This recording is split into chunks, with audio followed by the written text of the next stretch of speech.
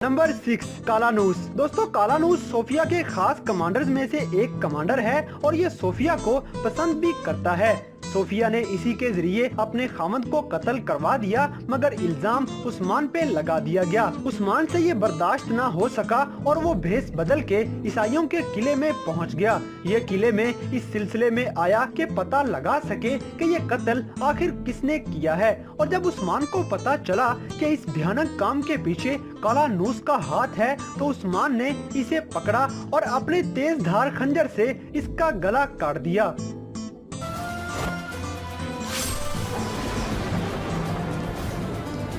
Number 5 आओ मेगाला। दोस्तों आओ मेगाला भी सोफिया के खास कमांडर्स में से एक कमांडर था। ये किसी गार में उस्मान को नुकसान पहुंचाने की नीयत से छुपे हुए थे, मगर उस्मान इनके इरादे जान गया और इन पे अटैक कर दिया। आओ मेगाला के बाकी साथियों का खात्मा करने के बाद उस्मान अपनी तेज धार तलवार का वार करता है और इसकी गर्दन पे तलवार का वार करके इस दुश्मन का हमेशा के लिए खात्मा कर देता है। ये मंजर उस्मान की जानदार पर्सनैलिटी और जबरदस्त बहादुरी का मुजाहिरा था।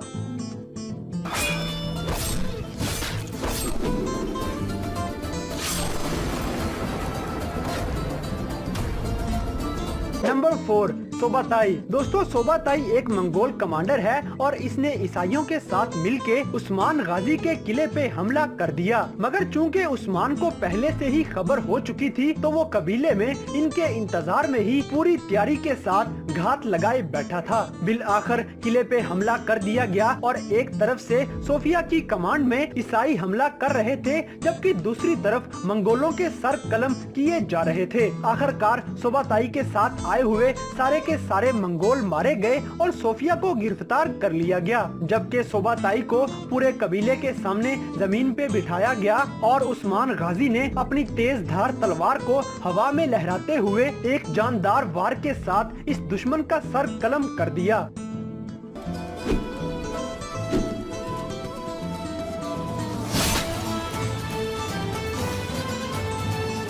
नंबर 3 अलीशार। दोस्तों अलीशार मंगोलों का कमांडर होता है, जबकि ये मुसलमान सिर्फ बराए नाम ही था। ये मुनाफिक मंगोलों का हर हुक्म मानता है, जिसकी वजह से उस्मान गाजी ने इस मुनाफिक को पकड़ लिया और इसका हमेशा के लिए खात्मा करने का इरादा कर लिया। ये मंजर भी बड़ा जबरदस्त था, जिसमें अलीशार को सजा मिलने वाली थी कि मंगोलों का कमांडर सोबाताई मौके पे पहुंच गया। सोबाताई ने कबीले वालों के सामने आके ऐलान किया कि हाकिम अल्लाह का हुक्म है कि अलीशार को रिहा कर दिया जाए, नहीं तो मैं सब के सब मुसलमानों को तबाहो बर्बाद कर दूंगा। सिर्फ यही नहीं, बल्कि सोबाताई ने कबीले वालों से ये डिमांड की कि अपने सरदार उस्मान गाजी को मेरे हवाले कर दिया जाए। ये सुनना था कि कबीले वालों के साथ साथ उस्मान को भी गुस्सा आ गया और उसने न सिर्फ सोबाताई को चुप करवाया, बल्कि खुश नजर आने वाले अलीशार की गर्दन पे अपनी तलवार का जोरदार वार करते हुए इसकी गर्दन काट के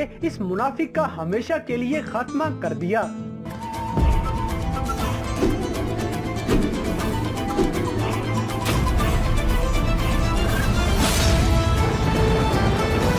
नंबर 2 बालागाय। दोस्तों यहाँ पे बालागाय ने अपनी तरफ से चाल चली और अपने ख्याल से उस्मान गाजी को घेरे में ले लिया, मगर उस्मान गाजी भी आखिर अर्तुगरुल गाजी का बेटा था। वो ऐसे किसी के काबू में आने वाला नहीं था। उस्मान तो पहले से ही पूरी तैयारी के साथ बालागाय की घात लगाए हुए बैठा था और जैसे ही एक तरफ बालागाय ने उस्मान पे अटैक कर दिया, तो इन दोनों के दरमियान जंग शुरू हो गई। यहाँ एक तरफ जीरकोताई मंगोल से गोकतक लड़ रहा था, जबकि दूसरी तरफ उस्मान गाजी बालागाय के साथ मुकाबला कर रहा था। गोकतक जख्मी तो हो गया, मगर जीरकोताई को मारने में कामयाब हो गया। दूसरी तरफ उस्मान गाजी बालागाय से लड़ ही रहा था कि सोफिया वहाँ पे पहुँच जाती है। दोस्तों बालागाय ने चूँकि सोफिया पे बहुत जुल्म किए थे, तो सोफिया उस्मान से कहती है कि इस जालिम का मर जाना ही बेहतर है। यहाँ बालागाय ने भी सोफिया को काफी बुरा भला कहा और जैसे ही ये तलवार उठा के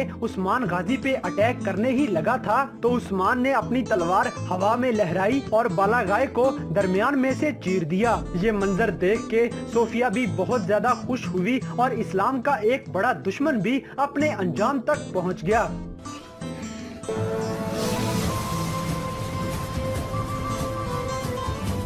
नंबर 1, सोफिया। दोस्तों, शहजादी सोफिया शुरू से ही उस्मान गाजी और बमसे के साथ साथ तमाम मुसलमानों को नुकसान पहुंचाने पे लगी हुई थी। इसी के पेश नजर उस्मान गाजी ने बमसे के हमरा सोफिया के किले पे अटैक कर दिया और इन इस्लाम दुश्मन ईसाइयों की ईंट से ईंट बजा दी। इन सबको कैफरे किरदार तक पहुंचाते पहुंचाते आखिर में उस्मान गाजी किले की दीवार पे सोफिया के सर पे पहुंच गया, जहां इन दोनों के दरमियान कुछ डायलॉग्स का तबादला हुआ, मगर आखिरकार उस्मान गाजी ने मुस्कुराते हुए अपनी तलवार सोफिया के पेट में घोंप दी और एक के बाद दूसरा वार करने के बाद सोफिया को थप्पड़ मार के दीवार से नीचे गिरा दिया और यूं मुसलमानों की सबसे पुरानी और सबसे बड़ी दुश्मन शहजादी सोफिया का खात्मा कर दिया गया।